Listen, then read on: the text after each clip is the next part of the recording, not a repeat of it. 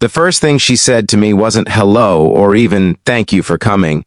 It was a cold, measured sentence that lingered in the air like a test I hadn't studied for. She said she would rather have the same electrician again. And somehow, in the way she said it, it didn't feel like a compliment. It felt like a decision that would change something I didn't yet understand. Before I go on, if you believe in kindness, second chances, and the idea that even the smallest moments can change a life, take a second to like this video, leave a comment, share it with someone who needs a little hope today, and subscribe to the channel. Stories like this matter, and your support keeps them alive. I remember that day clearly because it had already been a long one before I even reached her house. My van rattled like it always did, the dashboard flickering with warning lights I couldn't afford to fix. The city looked different from behind a cracked windshield when your mind was weighed down with unpaid bills and quiet regrets. I had taken the job because I needed it, not because I expected anything from it. Rich neighborhoods usually meant quick jobs, polite distance, and a payment that never came with conversation. Her house stood at the end of a quiet street lined with trimmed hedges and silence. It didn't just look expensive, it felt untouchable, like a place where people like me only existed as background noise. I hesitated before ringing the bell, wiping my hands on my worn-out jeans as if that would somehow make me belong there for a moment. When she opened the door, I noticed two things immediately. The first was how composed she looked, dressed in a way that suggested she didn't have to think twice about anything in her life. The second was her eyes. They weren't warm, but they weren't empty either. They looked tired in a way money couldn't fix. She didn't waste time explaining the problem. The lights in the upper hallway flickered, she said, and no one had managed to fix them properly. Her voice carried a quiet impatience, but underneath it, there was something else. Something like frustration, maybe even loneliness, though I couldn't be sure. I followed her inside, careful with my steps, as if the floor itself might judge me. The house was beautiful, no doubt about it, but it didn't feel lived in. It felt like a place where everything was arranged perfectly, but nothing was truly held onto. As I worked, I noticed the silence, not the peaceful kind, but the kind that presses against your ears. No music, no distant chatter, no signs of life beyond the two of us. I've been in a lot of homes over the years, and you learn to read them the way you read people. This one told a story of absence. The problem itself wasn't complicated. Faulty wiring hidden behind a wall panel, something that had probably been ignored until it became impossible to overlook. I focused on the work, letting the rhythm of it calm my thoughts. It was one of the few things in my life that still made sense. When the lights finally stabilized, glowing steadily without a flicker, I felt a quiet satisfaction. It wasn't much, but it was something I could fix, something I could make right. That's when she said it. She stood at the end of the hallway, arms crossed lightly, watching the lights as if they were more than just lights. And then she said she would rather have the same electrician again. I looked at her, unsure how to respond. People didn't usually say things like that to me. Most of the time, I was just a name on a receipt, someone easily replaced. But she didn't smile when she said it. Instead, she looked at me like she was measuring something deeper than my work. I nodded, muttered something polite, and packed up my tools. I expected that to be the end of it. It wasn't. Over the next few weeks, I got more calls from that address. Different issues each time, some real, some so minor, they barely needed attention. A loose switch, a dimming fixture, a circuit that tripped once and never again. Each visit felt less like a job and more like something I couldn't quite define. And every time she said the same thing at the end. She would rather have the same electrician. At first, I thought it was just preference. Some people like familiarity, but slowly I began to notice the pattern. The problems didn't always need fixing. The time I spent there seemed to matter more than the work itself. One afternoon, while I was tightening a fixture that had no real issue, I caught a glimpse of a photograph on a nearby table. It was of her, younger, standing beside a man and a child. They were laughing, the kind of laughter that feels effortless. I didn't ask about it, it wasn't my place, but something about that image stayed with me.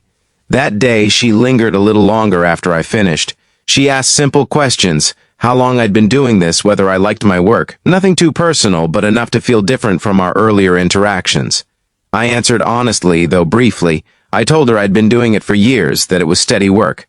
I didn't tell her about the nights I spent wondering if steady was enough, or the mornings when getting out of bed felt like lifting something heavier than any toolbox. She nodded, listening in a way that felt rare.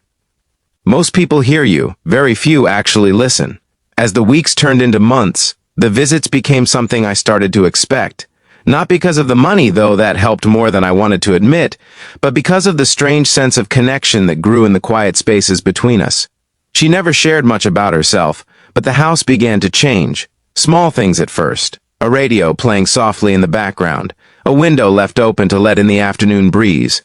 The silence began to loosen its grip. One evening, as I was finishing up another minor repair, the power went out entirely, not just in her house, but across the whole street. The sudden darkness felt heavier than it should have. We stood there for a moment, surrounded by shadows, until she lit a few candles. The soft glow transformed the space, making it feel warmer, almost alive. And then, for the first time, she spoke without that composed distance. She told me about the photograph. Her husband had passed away years ago, suddenly, leaving behind a life that felt unfinished. Her son had moved away not long after, chasing his own dreams in a city far from here. What remained was the house, the memories, and a silence that grew louder with time. She admitted quietly that the calls weren't always about the lights. I didn't know what to say. There are moments when words feel too small for what's being shared, so I didn't try to fill the space with anything unnecessary. I just listened. From that night on, everything shifted. The jobs became fewer, but the visits continued. Sometimes I'd check something that didn't need checking. Other times, we'd sit for a few minutes after, talking about ordinary things. Weather, work, the kind of conversations that seem simple but carry a deeper weight when you realize they're keeping someone from feeling alone. And somehow, without realizing it, I began to change too. I started fixing things in my own life that I had been ignoring. I repaired the van little by little. I took on jobs with a renewed sense of purpose. It wasn't just about getting through the day anymore, it was about showing up fully in whatever space I was in.